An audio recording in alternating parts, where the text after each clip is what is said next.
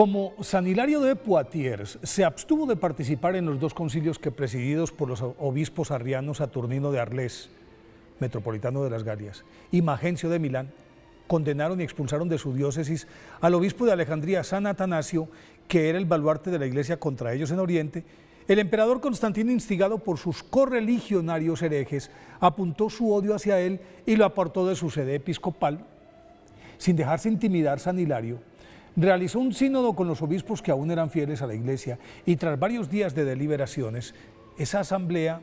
proclamó la inocencia de San Atanasio, excomulgó a los prelados rebeldes, le exigió al emperador que restituyera en sus cargos a los mitrados católicos que por defender su fe habían sido destituidos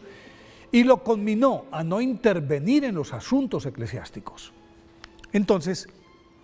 el indeciso Constancio autorizó su regreso al obispado de Poitiers,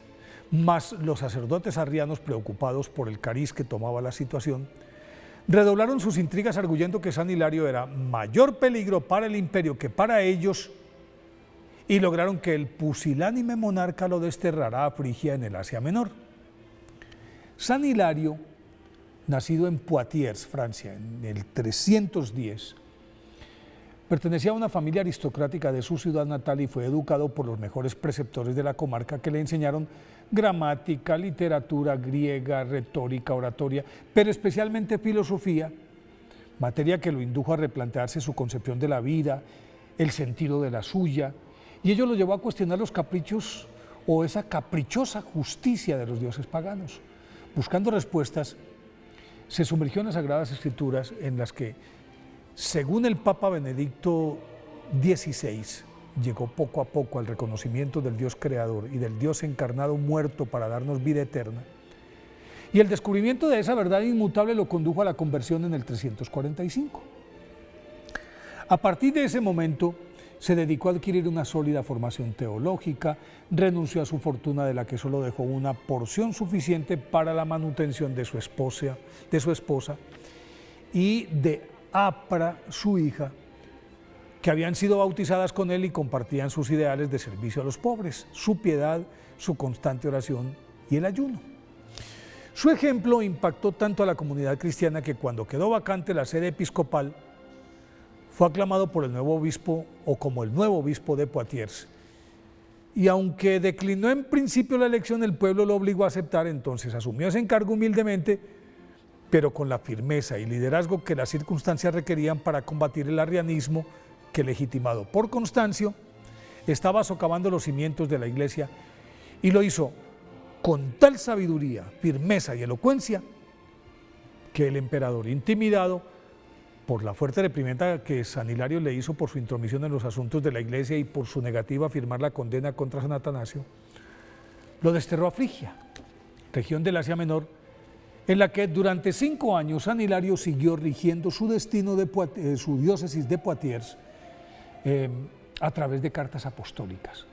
Continuó su defensa de la iglesia con vigor y consistentes argumentos que los arrianos no podían refutar, y con mayor razón después de escribir y publicar durante ese exilio su obra cumbre de 12 tomos llamada Sobre la Trinidad, que causó la desbandada de buena parte del clero arriano de Oriente hacia el seno de la Madre Iglesia, y por eso los preocupados líderes de esa herejía le pidieron a Constancio que lo devolviera a Occidente, y el emperador no tuvo más remedio que reintegrarlo al obispado de Poitiers. A su regreso en el año 360, dado su prestigio, San Hilario fue recibido en Poitiers como el líder providencial que en ese momento necesitaba la Iglesia de Occidente para mantener a raya a los arrianos, lo cual consiguió mediante varios sínodos en los que restauró la doctrina del Concilio de Nicea. Recuperó a buena parte del clero que se había inclinado hacia esa herejía. Logró la excomunión de Saturnino, el obispo arriano, que era su más fuerte oponente, y tuvo arrestos para enfrentarse a Auxencio, el férreo prelado filo-arriano, que estaba atrincherado en la arquidiócesis de Milán, quien, temiendo su destitución, obtuvo del emperador Constancio la expulsión de San Hilario, que retornó a su sede y, sin bajar la guardia, prosiguió levantando la voz y esgrimiendo su acerada pluma, con la que completó su obra, en la que se destacan, entre otros, Contra Constancio, un libro en el que acusa abiertamente al emperador de ser el anticristo. El comentario a San Mateo, que es un análisis exegético de este evangelio, un tratado sobre los misterios, que estudia las principales figuras del Antiguo Testamento, un tratado sobre los Salmos, que se ocupa de explicarlos como anuncios evangélicos de la llegada del Mesías, compuso varios himnos que introdujo en la liturgia y por eso es considerado el pionero de esta forma de alabanza de la Iglesia Católica.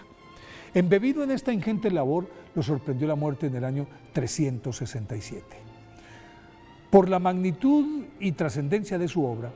fue declarado doctor de la Iglesia por el Papa Pío IX en 1851. Por eso hoy,